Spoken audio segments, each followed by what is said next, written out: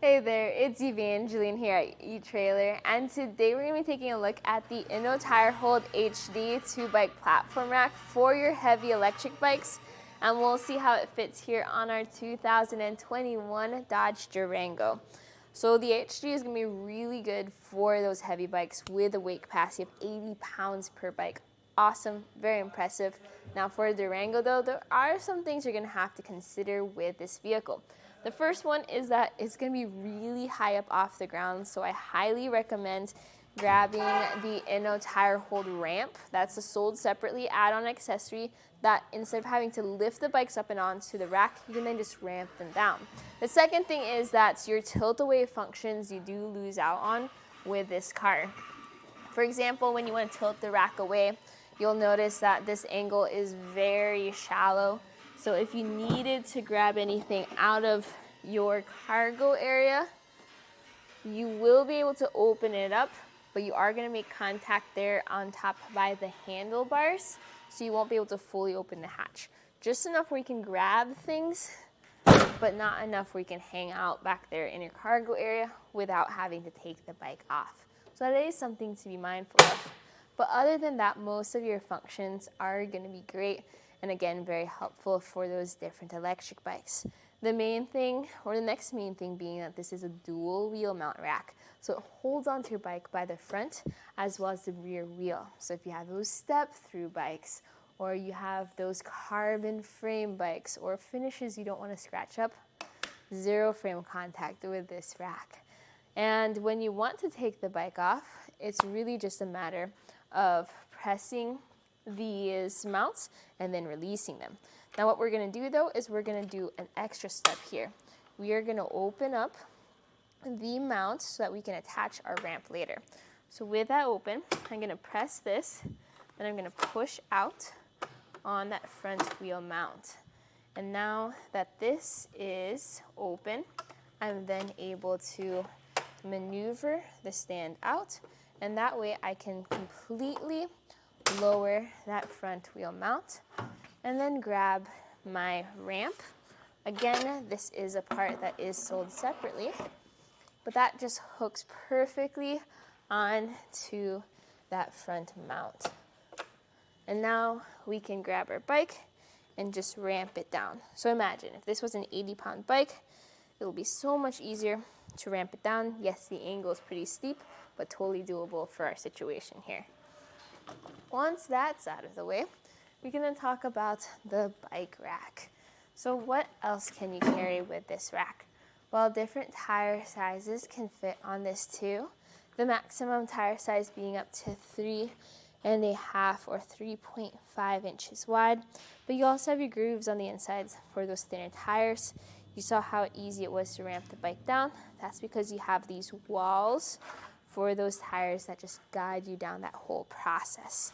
I'm going to put this away.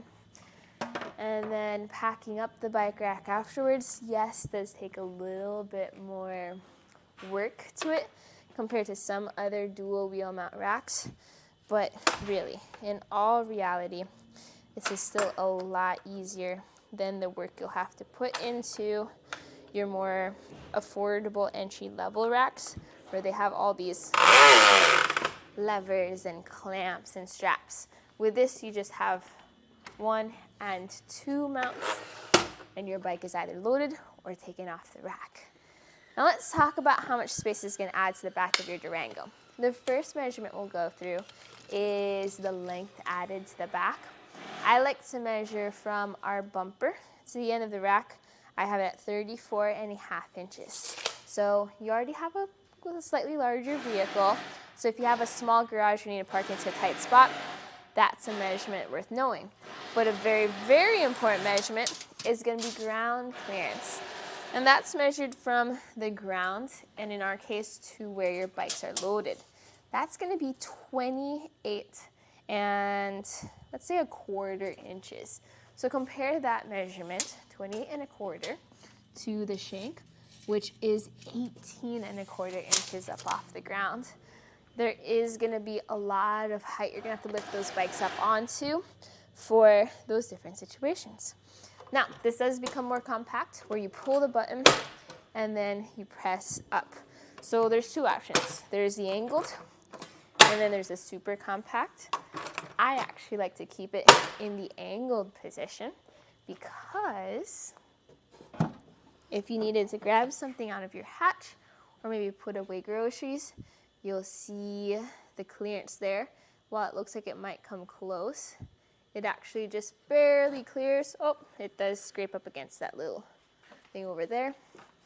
So that is something you can, if you pull on the bike rack, you'll be fine. So that is something that is available to you as an option. You can also just drop it down real quick if you want to. I'm gonna move this back up here. So when you're just driving around town and you're not planning on taking your bikes out just yet, you may want to use it in this position. We'll take some measurements again from the bumper to the end of the rack. That now only sits at 13.5 inches. Big difference compared to when it was folded down. When you'll have it in this position, some things you'll be mindful of is, does it take up any room behind your car? Is it blocking anything? You'll see here that it does block your backup camera. Your camera sits right where that handle is, and it will block your license plate as well. You will have to rely on your rear window as well as your mirrors for if there's anyone or things behind you. But other than that, this does secure into your 2-inch hitch receiver. You can lock it back into place with this anti-rattle knob right there. So tighten it down in your hitch, tighten it down by that knob. The bolt that goes into the hitch receiver does hit up against that hitch, so that's something to be mindful of. So you are going to have to focus on tightening it down here if you want your best experience. With all that being said, for those extra heavy electric bikes, this is a good option if you don't want to have to deal with extra levers and straps. That dual wheel mount feature is great. The downside is that we weren't able to fully utilize the rack's features like the tilt away, just because that tilt was so shallow. So some alternatives to that would be maybe something like the Kuat NV, which does have a 60-pound weight capacity, but has a deeper tilt, or even the Ceres MHS, which is going to be an even bulkier system, but it also has that dual wheel mount, plus it has that high weight capacity that the Inno Tire Hold has. There are pros and cons to that system though.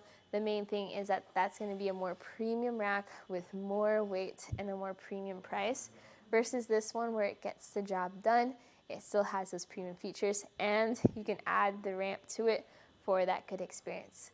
Well, you saw that right here at eTrailer. This was a look at the Inno Tire Hold HD 2-bike platform rack on the 2021 Dodge Durango.